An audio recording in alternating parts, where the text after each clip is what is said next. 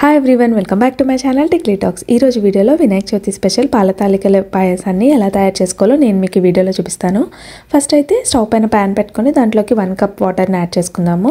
Water కొంచెం heat అయ్యాక తగినంత సాల్ట్, కొంచెం బెల్లం, అలానే గీ యాడ్ చేసుకొని ఒకసారి బాగా మిక్స్ చేసుకుందాము.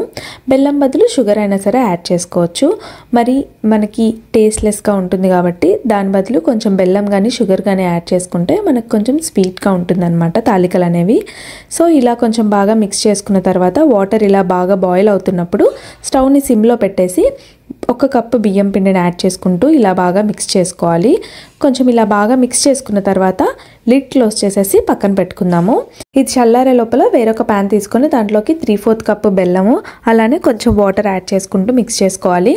మనకి బెల్లం పాకం వచ్చినంత వరకు ఏం మిక్స్ చేయని అవసరం లేదు, జస్ట్ వాటర్లో బెల్లం కరిగిపోతే సరిపోతుంది.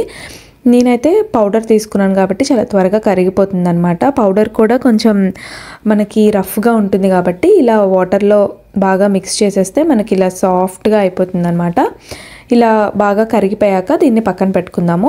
ఇప్పుడు వేరొక ప్యాన్ తీసుకొని దాంట్లోకి 1 కప్ మిల్క్ యాడ్ చేసుకున్నాను. అలానే కొంచెం వాటర్ యాడ్ చేసుకొని దాంట్లోనే 2 to 3 టేబుల్ స్పూన్స్ పెసరపప్పుని బాగా వాష్ చేసుకొని దీంట్లోకి యాడ్ చేసుకొని ఒకసారి బాగా మిక్స్ చేసుకున్నాక మిల్క్ని బాయిల్ అవ్వనిద్దాము. మనకు పాయసం కనుక ఒకవేళ మీకు కొంచెం పల్చగా కావాలనుకుంటే వాటర్ కొంచెం ఎక్కువ యాడ్ చేసుకోండి. మనం ఇక్కడ పెసరపప్పు యాడ్ చేయడం వల్ల టేస్ట్ కూడా చాలా బాగుంటుంది. ఈ లోపు మనం తాలికలు ప్రిపేర్ చేసుకుందాము.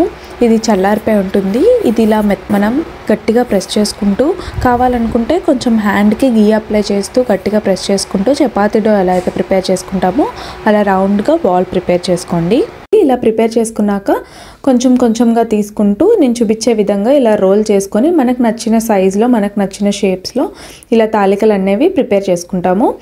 కొంతమంది ఇలా ఓన్లీ తాలికలే ప్రిపేర్ చేసుకుంటారు, లేకపోతే కొంతమంది చిన్న చిన్న ఉండ్రాల్లో కూడా దీంట్లో పాల తాలికల్లో యాడ్ చేసుకుంటారనమాట. నాకు కొంచెం పిండి మిగిలిపోతే దాంతో నేను ఇలా ఉండ్రాల్లా కూడా చిన్న చిన్న బాల్స్ చేసుకున్నాను. ఇలా అంతా ప్రిపేర్ చేసుకున్నాక ఈ తాలికలు అలానే ఈ ఉండ్రాళ్ళు రెండింటిని దీంట్లో యాడ్ చేసుకొని కొంచెం స్లోగా మిక్స్ చేసుకోండి. ఎందుకంటే తాలికలు యాడ్ చేశాక మనకి బ్రేక్ అయిపోతాయి అనమాట.